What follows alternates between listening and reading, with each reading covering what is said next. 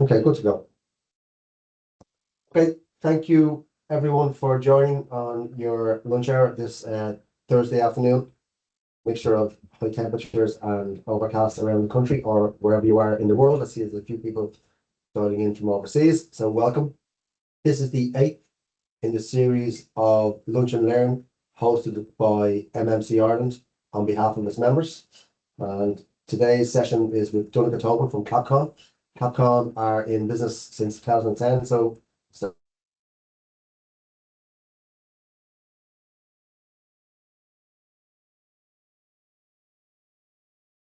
in buildings of Capcon operate across the world internationally, Far East and across the Atlantic in the States and throughout Europe, and obviously in Ireland and the UK.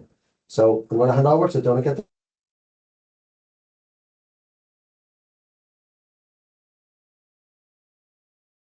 Any questions during the presentation, please put them in the chat and I will pick them up at the end of the session. And if there's any there, I will engage with Donncha and hopefully answer any questions that you have. So I'm going to turn my camera off now, hand over to Donncha and take it away. Donncha, over to you. Super. Thanks, Paul. 2 seconds, I'll just share my screen. And it's confirmed you can see that, yeah? See that screen, Paul? Yeah, Donncha, good. Yeah. Perfect. Brilliant. Good. Okay, so I suppose thanks everybody. As Paul said, thanks for coming on during your lunch hour to listen, learn a little bit about siphonic drainage. So I suppose, look, briefly to give you a bit more information on Capcon before we get into CPD. We're specialists in rainwater drainage and harvesting systems. We've completed more than 700 projects, predominantly throughout Ireland and the UK, but also internationally. We've got projects on throughout mainland Europe and as far away as Singapore and Malaysia as well. Our company is essentially split into 2 main offerings. We have our international design consultancy service, where we get on board on projects at a very early stage to actually design the rainwater element of scopes alongside all the other services that are being designed. Rainwater drainage is one of them niche packages that kind of often falls between architectural and engineering design remits. So I suppose we exist to kind of fill that knowledge gap and be that specialist to kind of assist in that scenario. We also do full service, design, supply, installation, and everything we do is covered by certification and warranty.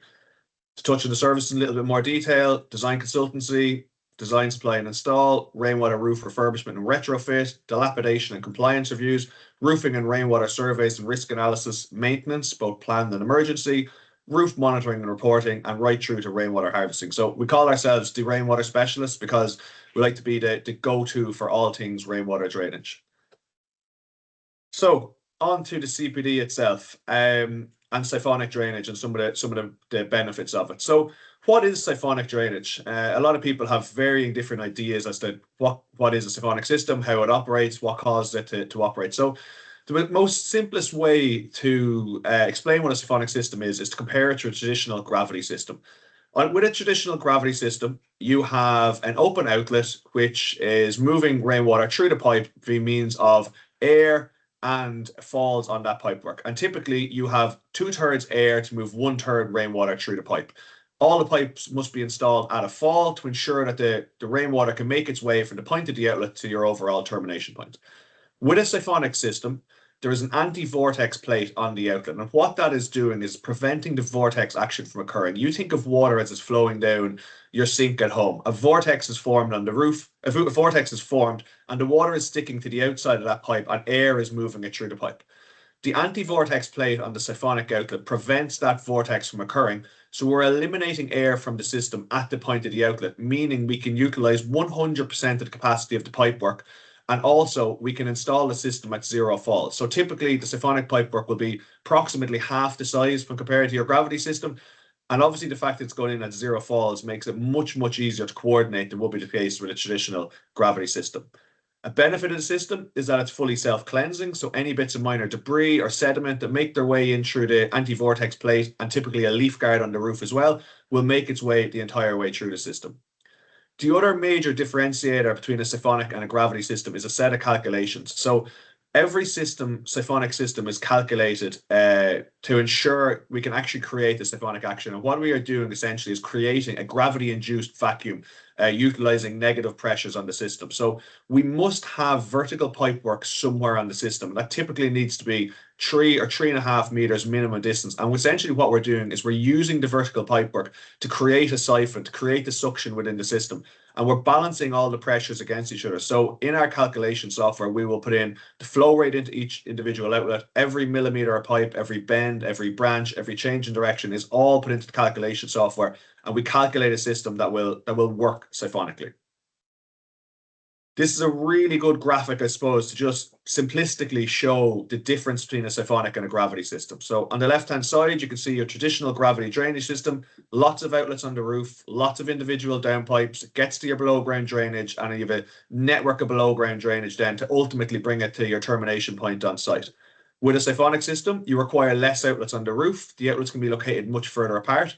With a gravity system, you tend to work off the basis of 8 to 12 meters between gravity outlets. With a siphonic system, outlets are regularly located up to 20 meters apart. Because we can install the systems at zero falls and it's typically half the size, there is much more scope to combine multiple outlets together at high level, which means you can much more strategically locate where downpipes are located to minimize the below ground drainage. You can eliminate pipework below the building completely, which is virtually inaccessible from that point on. You're also going to reduce the amount of civils drainage, reduce the amount of manholes, and reduce the interfaces with follow-on trades. And I suppose for the design team as well, you have much more design flexibility with a siphonic system because the system is being installed at zero falls, you have much more control over where downpipes are located, where the rainwater can go, where the rainwater can't go. If we need to avoid, critical infrastructure below, we can take sometimes longer routes to the ultimate termination point, but get there and still making sure we're avoiding all head height clearances and the likes of that. There really is much more flexibility with a siphonic system compared to a traditional gravity system. Some of the benefits of siphonic drainage, and I'm going to touch on all of these in more details as we get into the presentation. It's reduced on costs, it's a higher performing system, it reduces on time and labor, it's space saving and flexible, and it is a much more sustainable solution. The picture that you can see on the screen is an example of one type of siphonic outlet. That's a Valzir Rain Plus outlet. The parts aren't installed there in that position. You can see it's just working as if it would be a traditional gravity system. But once that blue plate, that's your anti-vortex plate, once that gets installed, then your siphonic action can occur. So this video is a good graphic to show the various different stages of siphonic action. So there's a common misconception with siphonic systems that the system doesn't allow water in until a head of water builds up, and that's not true. For the first 10 to 15% of design intensity, the system is working as a traditional gravity system. The water is trickling into the pipe and making its way via means of gravity flow through the system at a slow pace. Once we get to 10 to 15% of design capacity, that is when your siphonic action starts to occur. You start with your plug flow, then you have bubble flow, and then you have the situation you can see on the screen there now where you've reached 100% design intensity and the system is operating full bore. So yeah, once you get to that 10 to 15% design intensity, that is when your siphonic action kicks in, and that is when the self-cleansing action kicks in also. So at that point, any bits of minor debris or sediment that make its way into the system will make its way the entire way through the system. An important point to note, you may notice on the screen there's a unistrut rail on top of the pipework. That is a very important and integral part of a siphonic drainage system. All siphonic systems with horizontal pipework using plastic pipework must have a continuous unistrut rail on the system. And what that is, it's to handle the pressure. So you've got a system that is operating with negative pressures and a high velocity drainage. So by putting a unistrut rail on the system, it means the whole system moves as one and the system is adequately supported off the building. If you see a siphonic drainage system and this is omitted, it is typically a poor design, and you should be engaging with someone to have a look at that to see if it's sufficiently supported. The only exception to this would be if the pipework itself is located within 100 mil of the slab above, and in that instance, the slab itself actually acts as the rail itself. But when you are coordinating systems, it is important that you're coordinating that unistrut rail in too, and our design team always would do that. So siphonic drainage systems reduce costs. There is a common misconception out there that siphonic drainage systems are very expensive. And I suppose it depends if you're comparing like for like. When you're comparing a large-scale building and internal HDP drainage versus HDP siphonic drainage systems, you will get cost savings in the region of 25 to 40%. Where you've got maybe a small warehouse where you have external PVC downpipes and a very simple below-ground drainage design where there's minimal complexity, your external drainage will be cheaper in that scenario. But on larger buildings where you have potential for internal drainage, or if you have difficult ground conditions, siphonic system will be much more cost effective. The infographic on the right-hand side is for a commercial project we completed about 18 months ago. So the original scope came to us from the design team for a fully gravity drainage scheme for the main roofs, the terraces, and the entire podium slab as well. We optimized the design to a hybrid design. So we had siphonic drainage to the main roof and terraces, and we had gravity drainage to the podium slab. Typically, where you've got a podium slab being drained into the basement down below, it will most typically be gravity drainage as opposed to siphonic drainage. And there's a number of reasons behind that. One, as I mentioned earlier, we need a minimum of 3 to 3.5 meters of vertical pipework somewhere on the system to create the negative pressures we need to prime the system. And very often with basement drainage, you're installing the pipework at a high level and connecting to an attenuation tank or a harvesting tank or just to your outfall pipe. And that is located as high as it possibly can be. So we don't get that 3.5 meters. Also, often with podium drainage, they're not bound by the same rainfall intensity. So if that water can flow away from the building and it's not posing a threat, it's not treated as if it was a roof. So there's a lower rainfall intensity. And again, it means you're not guaranteeing the same flow of water to the outlets. There's not the same level of protection required, and you're not getting the same flow to each individual outlet. So on this particular design, we had siphonic drainage to the main roof and all the terraces, and we had gravity drainage to the podium slab itself. On the original gravity design, we had 315 mil diameter pipework as our largest diameter, and our average pipe size was 200 mil. With the siphonic and gravity hybrid design, we had 4 meters of 250 mil pipe, just as it was exiting the building, but predominantly 200 mil was our largest diameter pipe on the job, and 125 mil diameter became our average pipe size. So a significant reduction in the quantity and size of pipework. We drastically reduced the number of outlets that were required on the roof, which meant there was less pipework. Because with a siphonic system, we're able to combine all the outlets directly below the outlets at high level. We're able to get straight back to the risers that we needed to get in. So we drastically reduced the amount of horizontal pipework that was required as well. That all led to a 70% reduction in raw materials, over 3 tons of raw materials taken off the job, a 40% reduction in the time that was required on site, and overall a 35% cost saving on the project. It also reduced the cost of the follow-on trades. There was less civils drainage required, there was less roofing work required, and I suppose post-handover, there was a decreased maintenance cost. Because you had less outlets on the roof, there was less points of failure on the system, there was less areas that needed to be maintained. With a siphonic system, there is no access hatches or rotting eyes located on the system. The system is designed to be fully self-cleansing, so the only point we would ever locate a rotting eye is just before we collect to the termination point, and that really will be just so you can rod downstream of the system. So the only maintenance is really making sure that the roof area around the outlets is kept free from excess debris. If water can continue to flow into the outlet as it should, the system will continue to perform. Okay. System is high performing. So every system is designed bespoke. So we're calculating the exact flow rate that goes into each individual outlet. We're multiplying that by the design life of the building and the local rainfall intensity to design a system that is 100% designed to suit each individual building and the overall life cycle of the building. Systems are designed to operate at 100% capacity, so you're not oversizing pipework just to allow for 66% air to move water along it. And you're ending up with a much higher velocity drainage system. So siphonic drainage will take the water off the roof far quicker than would be the case with traditional gravity systems. One of the parameters of a siphonic system is that it must prime completely fill within 60 seconds when you reach your peak storm event. So that means you are taking the full design intensity off the roof within 60 seconds when you reach that peak storm intensity, which means when you get the extreme weather rainfall events, which are becoming all the more common, the siphonic system is providing sufficiently more protection to the building than would be the case with traditional gravity system, because it's getting that high velocity rainfall off the roof far quicker. An interesting, factor with a siphonic system is that the outlets have much higher capacities than would be the case with a traditional gravity system. The most common outlet we use has a drainage capacity for up to 65 litres per second. We would never be anywhere near utilizing 100% of capacity of the outlet. But what that means is that because the outlet has a significant additional capacity to what you are using, the system itself always has a built-in redundancy in it. So if you had 5 outlets on the roof, Say they were draining 30 litres per second each, and for some reason, let's say the roof was never maintained, one of the outlets got blocked on the roof. The other 4 outlets would still have the redundant capacity to take 100% of the rainfall from the roof. The system is already designed to handle 100% of the rainfall, so that system can still take the entire volume of the water off the roof, despite the fact there was a blockage on the roof.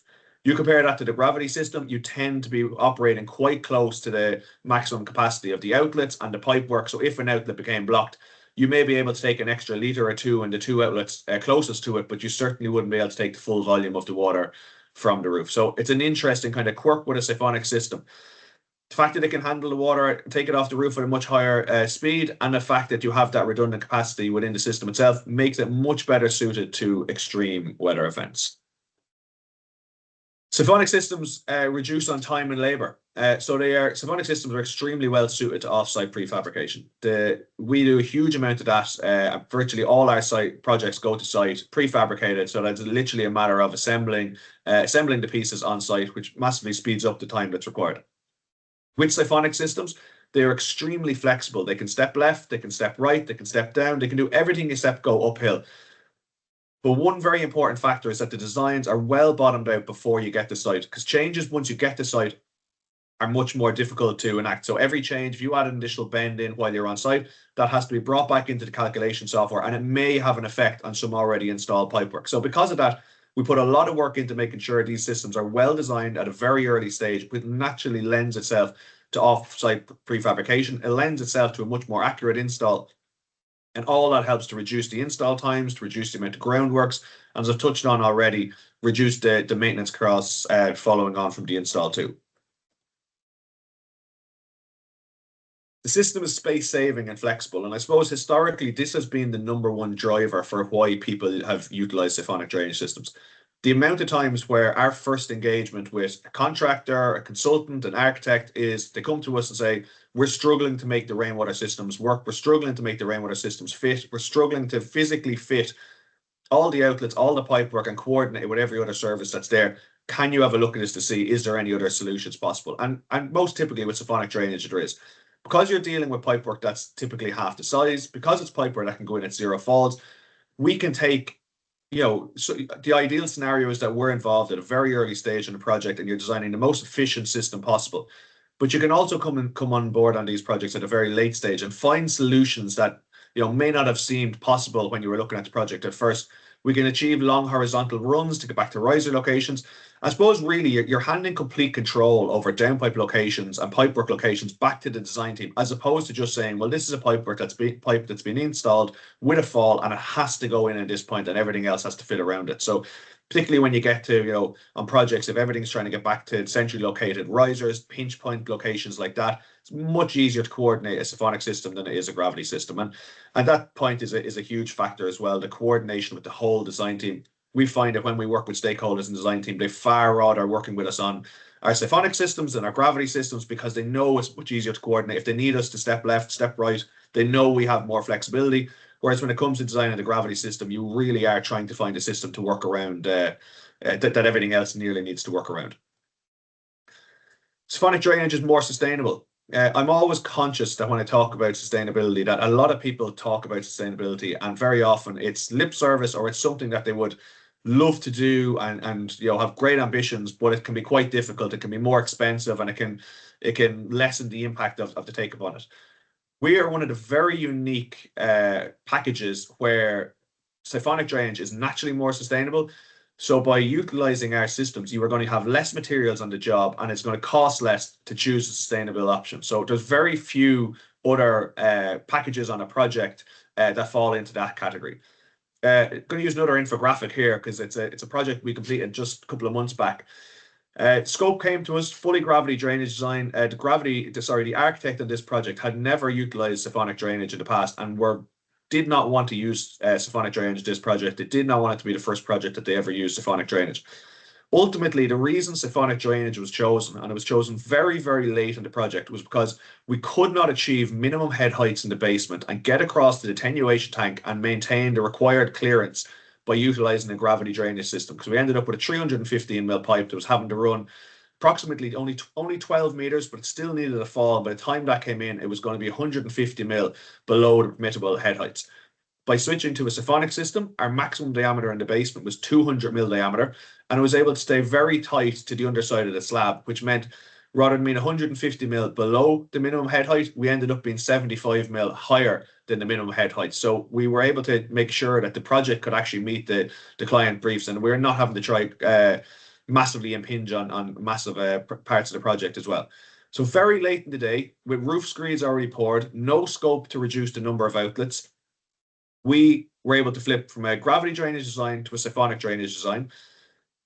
We took almost 150 meters of pipework off the job. And essentially how that was done, with the gravity scheme, we had to get all the outlets from point A to point B on one side of the building to the other, but we had to do that over multiple levels. So we would install 6 to 10 meters of horizontal pipework, find a column, we would drop down along the column, we would get across to the next floor, we'd run another 8 to 10 meters till we get to the next column, drop again, and eventually we would get to the risers that we wanted to end up in.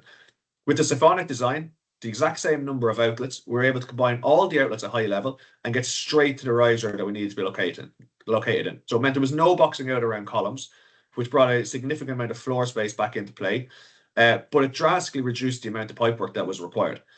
On a job as small as that, only 680 down to 535 meters project, we still took almost 3 tons of raw materials due to the smaller diameter pipework that was required on the job. 10 days taken off the install requirement, and overall it was 33% cost savings. And a big part of the architect's reasoning for not wanting to use siphonic drainage on this project was because they assumed it was going to be significantly more expensive, and they was too far into the project to be bringing anything in that was going to cost more money. So naturally, they were very nicely surprised when they seen later in the day that it was a cost saving for going down this route as opposed to the gravity drainage route. So I suppose, when should you be talking to people on siphonic drainage? So we always say the earlier the engagement, the more efficiencies you can get. We can get involved very late on projects and we can find a solution for challenging projects, but the earlier you're looking at the rainwater, the more the rainwater is being looked at alongside all the mechanical packages, everything else internally, the greater the opportunity there is to optimize the designs and ensure that all of these services work and fit seamlessly together. And that's really where the most efficiencies and cost savings will be garnered. This is a good video. This is a project, a pharmaceutical project we completed a while back. So the scope came to us. There was 8 outlets located on the roof. Originally it was to be gravity drainage, but everything was to get back to one centrally located riser. And the challenge here was navigating the 2 large ducts that are just being highlighted on the screen there. You simply could not pass them, the most conventional route that you would go. So the design team came to us to see, is there options with siphonic drainage? This is our calculation software you're seeing. So our design team had a look at the system, got looking at the model, trying to see where could you fit a siphonic system possibly into this building, and figured out that, right, we're very late to the party here, so we don't have the opportunity to design the most efficient system possible. But can we make sure that a system can still be designed here? So what we did is design a system that was able to navigate its way the entire way around the building. And it shows, I suppose, some of the capabilities of a siphonic drainage system. So while we're always trying to design the most efficient systems possible, sometimes in projects, a lot of packages are gone IFC and you just need to find a way to make it work. So our design team did that. They designed it in the calculation software. Then they're after importing it to the model, and you will then see what was an extremely heavily congested environment, how they've managed to find a route for the siphonic drainage system the whole way around the building. The green pipe there is the siphonic drainage system, and you can see how it's coordinated there with all the other services on the building.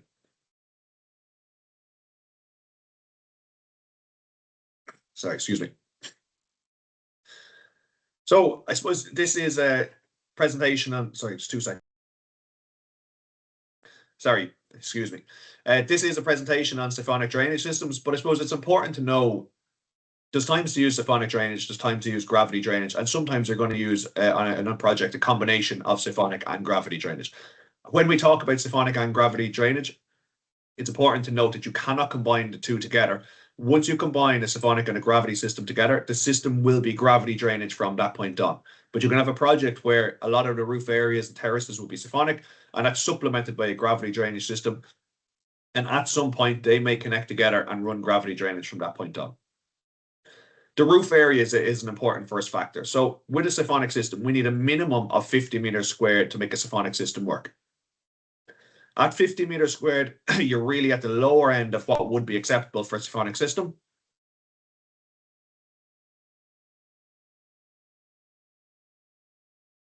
Apologies, I got a frog in my throat. At 50 meters squared, you're really at the bottom end of what would be acceptable for a siphonic system. And really, we would say it's only when you get above 100 meters squared that the siphonic system really starts to become efficient.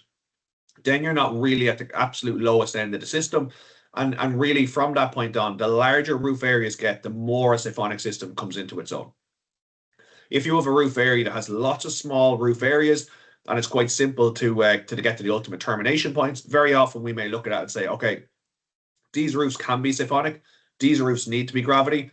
By the time you have all the pipework or having two systems, it actually may be more efficient here to have a gravity system. Other times we'll look at it and say, okay, well, you've got a very large roof. We'll have that siphonic drainage. Just 2 or 3 smaller roofs. We'll make them gravity drainage. And it's going to massively simplify the drainage and have make sure there's a smaller pipe connecting to the attenuation tank or the harvesting tank or whatever the case may be. The increased capacities in tanks is an important one. So again, if you get down to a basement and you're trying to connect to a rainwater harvesting or an attenuation tank, because the siphonic system is going across at 0 falls to connect to that tank, we're going to enter the tank at a much higher location than will be the case with a gravity system. The graphic you can see on the screen illustrates that. So that blue pipework is taking about 80 to 85% of the entire rainwater from the roof. And you can see it's connecting to the attenuation tank at a significantly higher level than the gravity pipe, which is shown in green, which is only connecting to a number of balconies. So you take that, if them pipes had combined at the base of the riser, you would have a much larger pipe running across that fall. So your maximum capacity in your tank will be even less again by the time that pipe were connected to it. So by utilizing siphonic drainage, you can often increase the capacity of the tank. The roof and podium design is important. Touched on already, if you've got a podium slab, which is connecting to a basement, and your attenuation tank or harvesting tank is located directly below, you will have to go gravity drainage. With the roof, green roofs, normal roofs, they're suited to siphonic drainage. Blue roof, I'm going to touch on it in more detail, not currently suitable for siphonic drainage. So again, the roof design is an important factor of it. If you've got sunken planters, a lot of smaller roof areas mixed together, again, you may look at gravity drainage. The ease of coordination is an important one. If you've got a building that's very easy to design and you're quite close, your downpipes are going to be quite close to your ultimate termination point, it may be just as simple to go with a traditional gravity drainage design. In that scenario, we would often push down that way. Where you've got highly complex environments, you've got heavily congested environments, like the video we just watched there on the last slide, it is going to be much, much easier to coordinate the siphonic system, and that can impact the decision to go with siphonic drainage as opposed to gravity drainage. This is, I suppose, just another 3D snip of exactly what we were looking at on the last slide. So you can see the gravity pipe is entering the attenuation tank significantly lower than the siphonic pipe. And ultimately, the capacity in your attenuation tank is below your inlet to the attenuation tank. So above that point is all just kind of dead space, essentially, within the attenuation tank. So with a siphonic system, you do drastically increase the overall capacity within the tank itself. We're commonly asked, how do you terminate a siphonic system and what's involved with terminating a siphonic system? So there's 3 main scenarios that we come up with. So one is where we connect to attenuation tank. Most commonly, we're connecting to a large concrete tank. And in that scenario, we can actually connect the siphonic drainage directly to that concrete tank. You grout around it, and as simple as that. There is no fancy requirements or specific requirements outside of that. If it was a plastic tank, we will break the gravity a couple of meters before the tank just to lower down the velocities in the system and make sure you're never going to cause any damage to the tank itself. The next most common termination scenario is where we connect to the below ground drainage. So sometimes we're asked to run directly to the first manhole. Sometimes it's to connect to a civils pop-up that has been provided by others. So the only requirement there is to make sure that the pipework downstream is sized sufficiently. So if we're connecting to a pop-up, we will give the peak discharge velocity from our siphonic system, and it's about making sure that the system is designed to cater for that. It is recommended that the first manhole downstream be vented manhole. So that is just literally that there's some form of a vented grate to reduce the operational pressures of the system. It's a fact that the manufacturers all dispute. They say there's no specific requirement for it, but BS 8490, which is the standard for siphonic drainage, does still recommend that it's utilized. So most typically, you would put a vented manhole chamber lid on that manhole downstream. suppose an important factor to consider here is often there can be differences between the flow rates, discharge flow rates that we would be looking at and say the civils may have on their system. So we're designing a system to protect the building based on your peak storm, your peak intensity storm. So your 2-minute and 5-minute, 100-year storm event. So we are designing a system that's going to be able to take that high volume of water off the roof at high speed. And very often the civils drainage will be designing to handle for the continuous flow or a 60-minute rainfall intensity. So it's important that that piece to the manhole is sized sufficiently that it can handle that peak discharge and it's going to operate at full capacity with the system at that point. The last scenario then will be where we're connecting to a rainwater harvesting tank, and that's the image that you can see on the screen there right now. In this scenario, we will connect to a leaf filter prior to the harvesting tank. The leaf filter will have 2 pipes out of the leaf filter. One will go to the harvesting tank and the other will act as an overflow and take the rest of the pipework and excess pipework to the attenuation tank. Prior to connecting to a leaf filter, we will break the gravity again, roughly 4 to 5 meters before the attenuation for the leaf filter. And again, that's just to reduce the velocities in the system and ensure you're never going to damage the tank itself. So in terms then, we're often also asked, are the systems compatible with green roofs? Are the systems compatible with blue roofs? So green roofs, yes, Siphonic systems are compatible. A key here is managing excess debris and ensuring that a regular roof maintenance regime is put in place. The regular roof maintenance regime is something that is important for every drainage system, gravity systems, siphonic systems, it doesn't matter what it is. The most common point of failure of any rainwater system is up on the roof due to a lack of roof maintenance. If the area around the outlets is kept free from excess debris and water can continue to flow into the outlets, the systems will continue to perform. And that's a key factor with designing a siphonic system on a green roof. Once the system is designed to ensure that you're managing the excess debris, we would typically recommend that the outlets be located in some form of an accessible grate with a permeable membrane outside it as well. That means the water can continue to flow into the outlet, but the debris, the sedum, everything else on the roof is kept on the roof itself. A benefit of a siphonic system on a green roof is that the system is fully self-cleansing. So any bits of minor debris and sediment that does make its way into the system will make its way the entire way through the system once we get to that 10 to 15% of design intensity. Blue roof drainage, currently it's non-siphonic compatible. So with blue roof drainage, you're attenuating the water on the roof. It comes with a specialist blue roof outlet that's going to restrict the flow to whatever discharge flow rate you're allowed. And that tends to be supplemented by a traditional gravity system that's located essentially within a dam. The water builds above a certain level, and then your gravity system kicks in at that point. The roof drainage on a blue roof is much more straightforward than traditional gravity drainage. Because you're attenuating water on the roof, you can be much more strategic over where you locate the outlets to kind of simplify the drainage design so that they line up with risers below or they line up with areas below that's much easier to conceal it. I suppose the challenge with blue roofs is where you get down to a basement and then you need to transition for long horizontal runs. You now have a pipe that requires falls, and that's where the coordination challenges really can lie. Some of the key advantages, I suppose, to the various different stakeholders. So to the project team, key advantages: increased design flexibility, full BIM integration. So you're getting that design that you know is going to lend itself to being well designed at an early stage. It's going to give you that cost and program certainty, which is critically important from that very early stage. Everything that's done is covered by its contracted design package. So you've got full professional indemnity insurance signing off on all these designs, and you've got independent certification and collateral warranties. And I suppose you've got independent specialists looking at this who know rainwater systems inside out. To the client, they get a system that's giving greater protection against extreme weather events. The fact that there's less downpipes means there's a greater use of floor space, there's less boxing out around columns and the like. There is a much lower lower maintenance cost, and it is a more sustainable solution, as we touched on already. So in terms then, we're often asked then, what types of projects are suitable for siphonic drainage? I look down through the 16 years we've been in existence. We have worked across virtually every type of project you could think of in virtually every type of sector you could think of. And most are well suitable for siphonic drainage. We do a lot of work in high-tech advanced manufacturing. You tend to be dealing with very similar challenges in all of these environments. You have heavily congested environments. You've got limited riser space. Typically, you've got very large roof areas. There's very commonly restricted areas that you cannot have any services, and particularly not any rainwater pipes. And in some scenarios, we're connecting to above ground harvesting tanks. Heavily congested environments. We've already seen how much easier it is to coordinate a siphonic system within that environment of a heavily congested environment. The fact that this system requires less downpipes, the fact that it's a smaller diameter means we're going to take up much less space in the riser. It's well suited to large roof areas. The larger the roof gets, the more the system really comes into its own. And restricted areas, we can design systems to avoid restricted areas below. We had a project in Berlin recently where the client was struggling to make the roof falls work to have a traditional gravity system. So they asked us, could we design a siphonic system?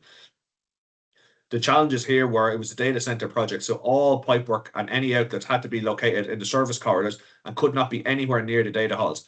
We were able to locate the outlets so that they all fell within the service corridors, completely avoiding any data halls, and have a network of pipe running through the service corridors and getting to the overall attenuation tank or harvesting tank on site. That would only be possible with a siphonic system. If you tried to do that with gravity drainage, by the time you had falls, it just simply would not have been possible. An interesting thing with a siphonic system is that the outlets do not need to be uniformly located. So say you had a comms room or you had a data hall or whatever it may be, and you needed there to be no outlet located for 25 or 30 meters. You can have an outlet either side of that zone, and then the outlets can be located at 15, 20 meter intervals from that point on. So we can locate the outlets strategically so that they're avoiding critical infrastructure below. Above ground harvesting tanks. We had a project about 2 years ago where the original design came to us for a gravity drainage scheme.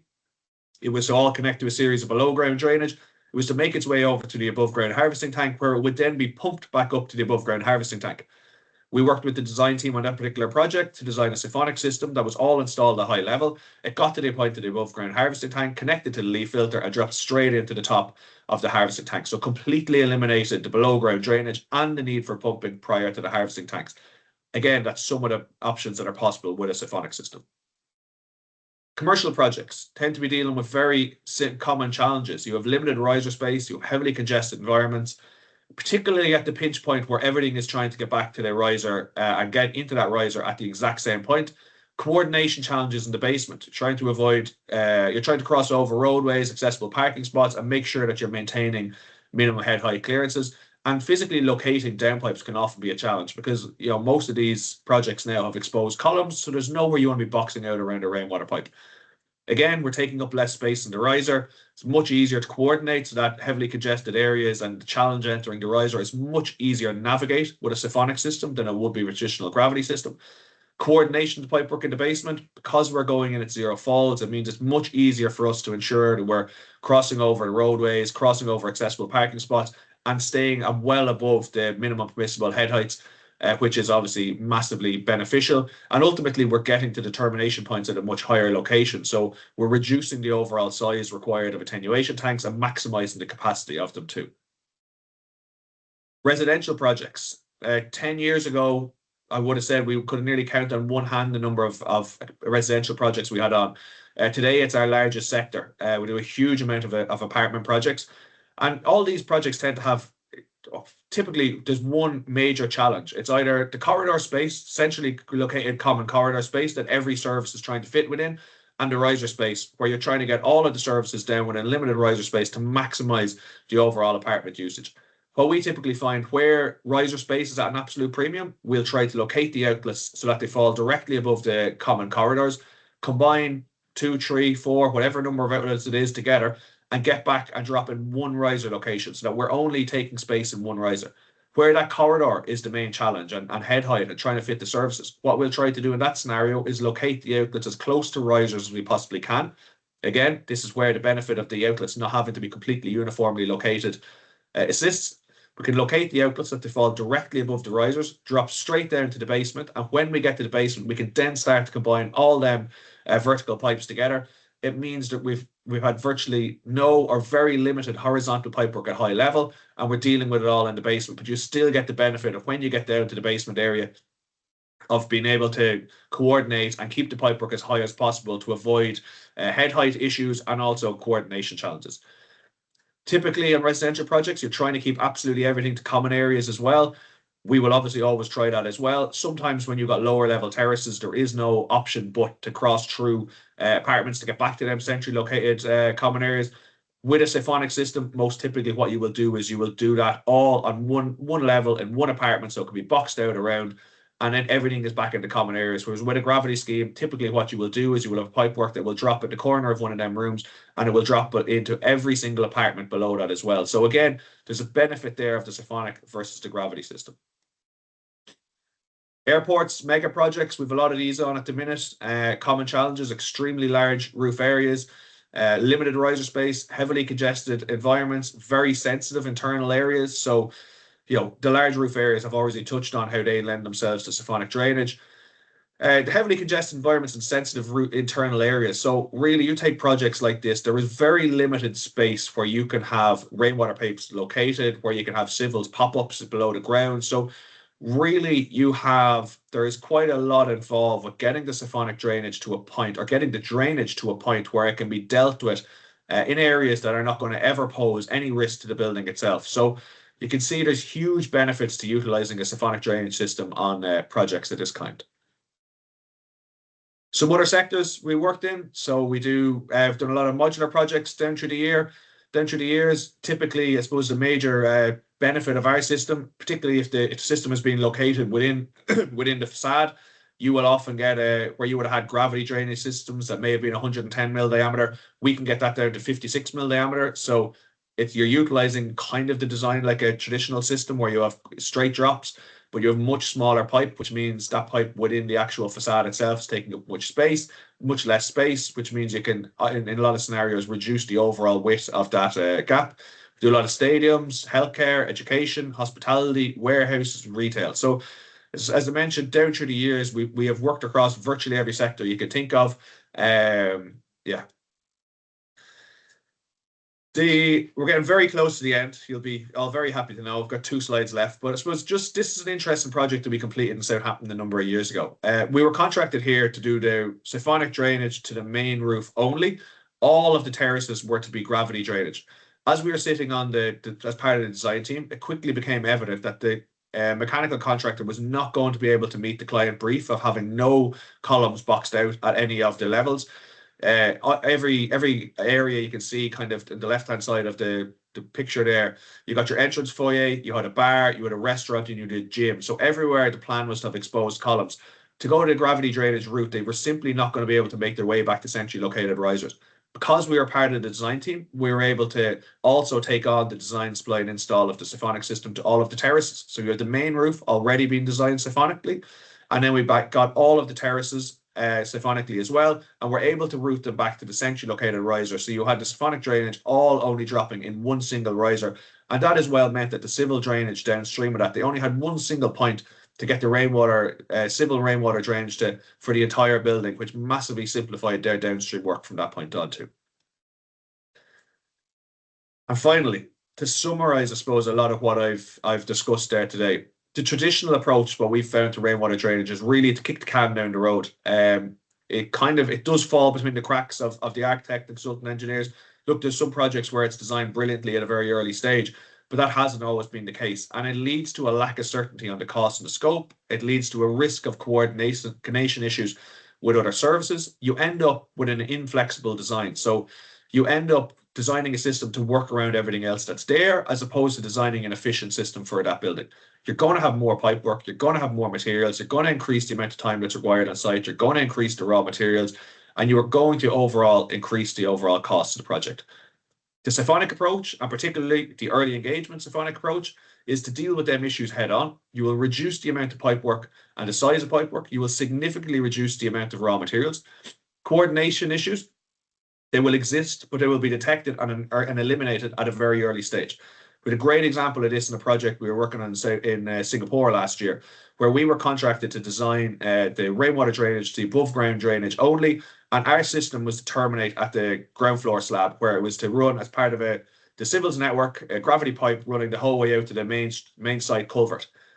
What became evident during one of the design team meetings, that by the time the gravity pipe ran with a fall from the point of our siphonic system, the whole way out to the culvert, it was going to be completely submerged in water. It was going to be below the water level of that culvert during your peak storm intensity.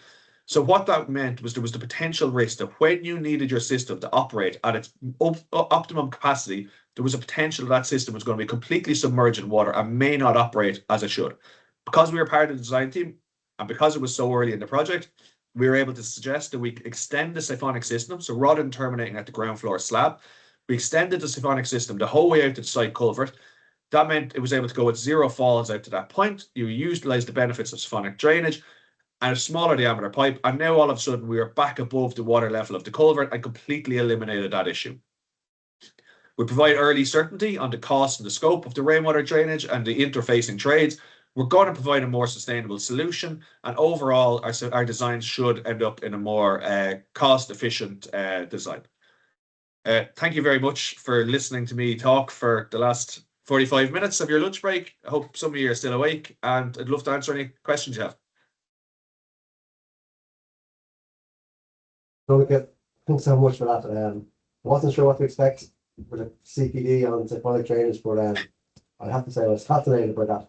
And a couple of personal experiences using it over the years, particularly in modular construction, but just seeing the finished product, I didn't understand the complexity and the technical nuances behind it. But yeah, really impressive. One question coming in from the group. So it's from Valerie McLaughlin. I'll just read it out to you, word verbatim. Unlike gravity drain that can tolerate some debris, a clogged siphonic outlet can completely halt the vacuum effect, reducing drainage capacity. I imagine this requires planning and a lot of maintenance.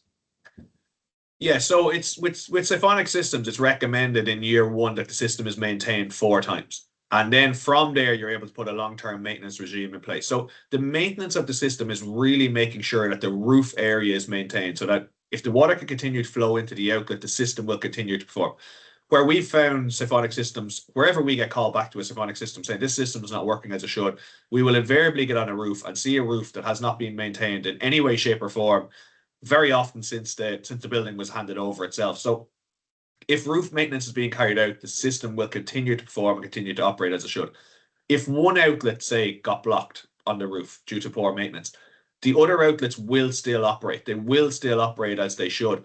But it is important that you get that maintenance done. And really, I suppose it's we have a maintenance division. It's something we've pushed very hard in the last few years, so that clients really start taking the maintenance of these systems much more seriously to make sure of the long-term performance. But it really is an important factor of siphonic and gravity drainage systems. Like we do find it with gravity systems as well. Granted, you have a larger diameter pipe, but you have the exact same issues where the system starts to fail. It starts to fail because the roof isn't being maintained, water can't get into the outlets, and overall then with a gravity system, there's less capacity within the pipework itself. The outlets that aren't blocked, there's less drainage capacity, so you end up with that water sitting on the gutters for a longer period of time. So it is very important, but it's very important for both systems that it's addressed and planned at an early stage, as you mentioned. Thanks, Veronica. Yeah, makes complete sense. I mean, a blocked gravity downpipe is as bad as a blocked siphonic downpipe. So yeah, thanks a lot for that. Hopefully that answers your question, Valerie.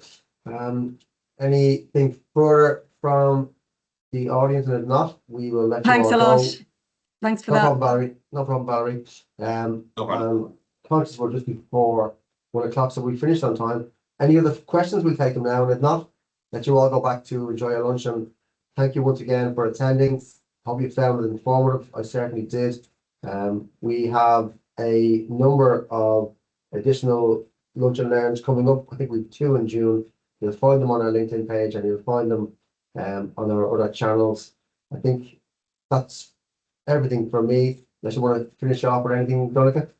No, that's all. Look, thanks everybody for listening. I suppose you pass on my details. If anybody has any queries, don't be afraid to reach out with any kind of specific project related queries. We'd be happy to help. But yeah, thanks everybody for listening. And there'll be a copy of this presentation on our website with a link to the full CPD if anyone's interested.